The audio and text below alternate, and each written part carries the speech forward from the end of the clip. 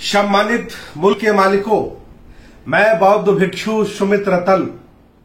अभी हाल ही में एक खबर आ रही है, झारखंड के मुख्यमंत्री जी ने एक अंतर्राष्ट्रीय वर्चुअल हार्वर्ड बिजनेस स्कूल के मीटिंग में एक बयान दिया। वो बयान बहुत ही मार्मिक था, दर्द भरा था। बयान था कि देश भारत का आदिवासी, जिसे हम ट्राइबल कहते हैं, जिसे अनुसूचित जनजाति से जोड़ते हैं, और उन्होंने खासकर झारखंड की बात की, कहा कि 26% ट्राइबल आदिवासी है झारखंड में, जो लगभग 4 करोड़ से ज्यादा है। वह न पहले कभी हिंदू था, न आज हिंदू है, और न बाद में कभी हिंदू हो सकता है। उन्होंने तर्क दिया कि जो वर्तमान में हिंदू हैं, उनके देवी देवता अलग हैं, उनके त्योहार अलग हैं, उनकी बोली भाषा अलग है, उनकी संस्कृति अलग है, और आदिवासी ट्राइबल की बोली भाषा संस्कार और त्योहार अलग हैं। जब हमारे त्योहार अलग अलग हैं, आदिवासी प्रकृति पूजक हैं, ये मूर्ति पूजा करते हैं, तो कैसे हम हिंदू हो सकते हैं? ये बड़ी चिंतनीय विषय है और ये बात बड़ी मार्मिक है, दर्द भरी है और सत्य पर आधारित है।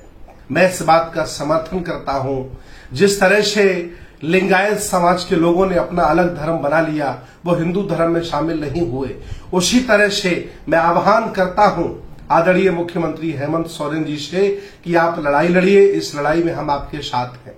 वैसे भी हिंदू मंदिरों के बाहर बोर्ड लगे होते हैं, उनमें लिखा होता है कि शूद्र मंदिर में प्रवेश ना करें।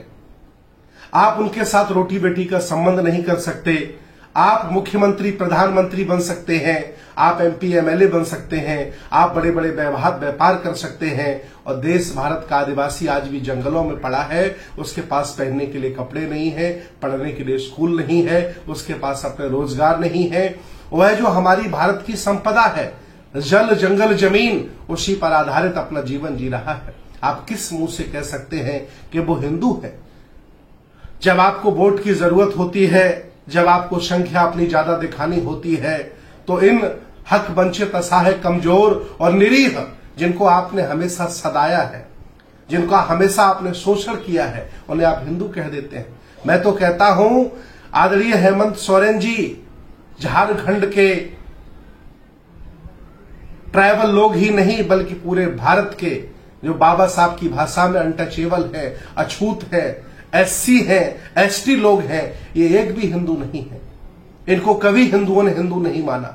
इन्होंने जातिवादी व्यवस्था के लोगों ने, बड़ धर्म के लोगों ने हमेशा अपने आप को ऊंचा माना, इनको हमेशा नीचा माना। हमेशा इनको व्यवस्थाओं में, सामाजिक, राजनीतिक, धार्मिक, आर्थिक चीजों में हमेशा हक वंचित बना के रखा, उनको कभी हिस्सेदारी नहीं दी।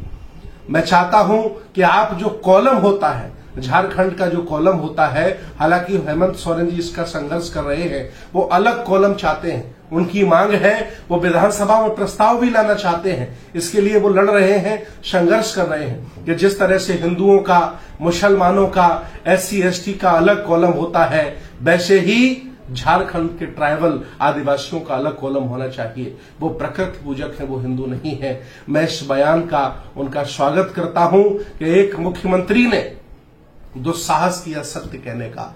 देश भारत में लोग डरे हुए हैं, मरे हुए लोग हैं, लोग अपनी संस्कृति, सभ्यता और अपनी विरासत को भूलते चले जा रहे हैं। मैं इस बयान का उनका स्वागत करता हूं। हालांकि जो लोग कट्टर हिंदूवादी हैं, जो लोगों को गुलाम बनाए रखना चाहते हैं, वो इस बयान की निंदा कर रहे हैं, लेकिन मैं हेमंत सोरेन जी की हौसला अफजाई कर रहा हूं कि उन्होंने बिल्कुल सही कहा। वो किसी वेटिकन के इशारे पर नहीं बोल रहे, वो किसी बौद्ध भिक्षु के इशारे पर नहीं बोल रहे, वो किसी मुसलमान मौलाना के इशारे पर नहीं बोल रहे।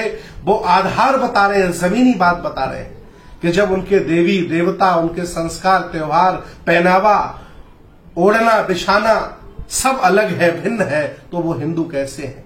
और वो वंचित है, हक वंचित है, असहाय है। सदियों से आपने उन्हें गुलाम बना के रखा। आप उनके मंदिरों में, आप उनके कह सकते क्षेत्र में अतिक्रमण करने में लगे हो। आप जगह जगह जाकर के मंदिर बना रहे हो, उन्हें पूजा पाठ सिखा रहे हो, हालांकि वो प्रकृति पूजक है, आपकी बातों में आने वाले नहीं है। तो ये अभियान बहुत अच्छा है और आदिवासी प्रकृति पूजक हैं, मैं इसका समर्थन करता हूं और उनका एक नया धर्म बने, उस धर्म का नाम दिया जाए प्रकृति धर्म, इसका भी मैं समर्थन करता हूं। बहुत बहुत धन्यवाद हेमंत सोरेन जी, आप लगे रहिए, हम सब लोग आपके साथ हैं। बहुत बहुत धन्यवाद, बहुत बहुत साधुवाद।